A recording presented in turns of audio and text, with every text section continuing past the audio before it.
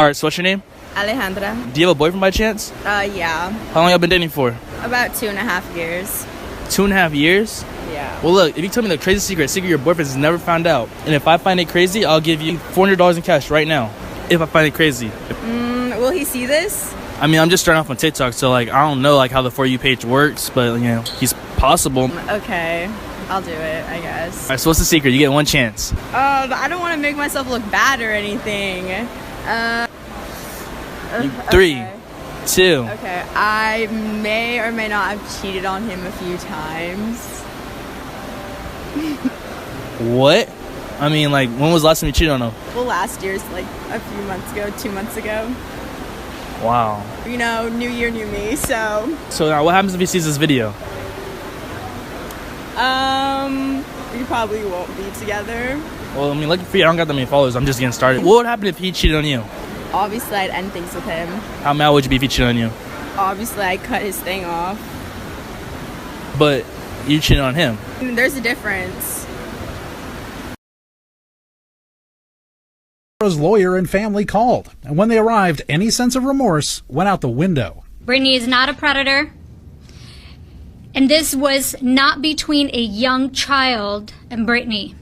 This was a teenager. The teenager had boundary issues and was obsessed with Brittany. The teenage boy was very aggressive. He even was very persistent in asking Brittany about her birthmarks, molars, or anything else that could be an identifiable piece of information. The attorney also indicating their belief the sixth grader's family was after money. A 13-year-old boy. They said that about a 13-year-old boy who was raped by a grown woman, a teacher at that. This grown woman took advantage of a child, and her defense is making out to where he was violent and aggressive towards her. For those of you who don't know, I was 13 when I was raped by a grown woman, so. So listen, the phrase men ain't shit, that shit is canceled. Watch this.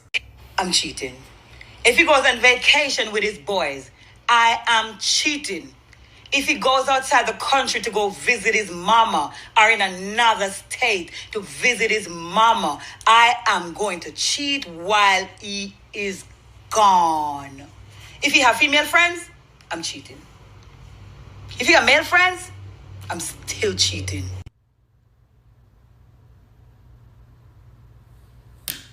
It's not even just the video. Look at the fucking comments.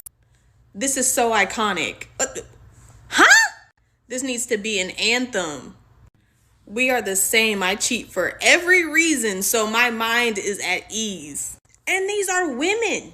Do y'all remember back in part 1 of my series? All the way back to part 1. You remember when I said that women have no business saying men ain't shit because women are just as bad, if not worse than men. And y'all swore up and down that I was so full of shit when I said that. Do y'all also remember when I said that women will encourage other women to be toxic, but when you try to encourage women to do better in their relationships and treat their man with the same respect that you want him to treat you, you get bashed, you get hate comments. Trust me, I fucking know. And these same women will be the women who swear up and down that men are the problem. Baby. Ladies, what I'm getting ready to say, I want you to take in love. Red pill moment. Do you know why we don't wife you up when you get in your 30s and your 40s? You know why it's hard for us to look at you the same when you get older? Do you know why even when we leveled up and you want us to chase you while we still smash, grab, and leave you be? Because we realized when we were in our 20s, you didn't want us. You didn't want to build like the white family. You didn't want to build like the Mexican family. You didn't want to build like the other races and the other families who thought that family was important. Instead, you just just tore us apart and you wanted to do your own thing because you thought it was going to be what you felt like doing. You couldn't submit. Oh, don't let me use that swear word. You couldn't submit and do what you needed to do because every person in your corner has gone through some type of failure because you couldn't listen to your husband or your boyfriend. Here's a red pill moment for you. The guy who was in his 30s, he ain't gonna wife you up, especially if he knows you show qualities. He's gonna see you coming from a mile away. And trust me when I tell you, he sees you. Don't think that because he spent 2 years with you that he's just gonna go ahead and marry you. The reality is he knows who you are, and he may be waiting for your mind to change, but he knows you are. That's why he told you he don't want to have kids. That's why he told you he don't want nothing serious. It's not because he don't want kids. He don't want kids with you, because at the end of the day, you're gonna benefit from a divorce. You're going to be the one that gets all the benefits. Why? Who set these benefits up for you? It's meant to tear the black families apart. The reason why he won't marry you is because he knows you did it to somebody in your past. So why you deserve him? He's just the same guy. And if y'all sticking together and making sure that you the ones that's able to divorce and get the benefits and teach your kids how to simp and be the same gosh dang thing that you are, at the end of the day, he's going to stick with his boys. He may not know him personally, but he knows he's out there somewhere. There's a guy that's discouraged that you couldn't bring him up. There's a guy that's discouraged that you tore the family down. There's a guy that's discouraged that the fact that you had to order all this child support because you were in your feelings, even though you feel bad now, you still never made amends to get your life right, to actually bring forth some type of fruition to your own life so that you can say, I'm sorry, let's bring this back. No, you just gave into the agenda. And there's a lot of women out here all the time talking about, man, I hate white men. I hate white men. I hate white men. I hate the system. But what system did you give into?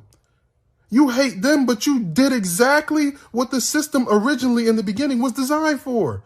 I don't hate no race of people, but you got to understand, when you hate something so much, you got to look within. No different from hating black people saying they lazy. We built this country. What the hell are you talking about? At the end of the day, you hate the things that you are. So you don't want to be submissive because you think that you got to compete with people. You got to compete with your black man. You're losing.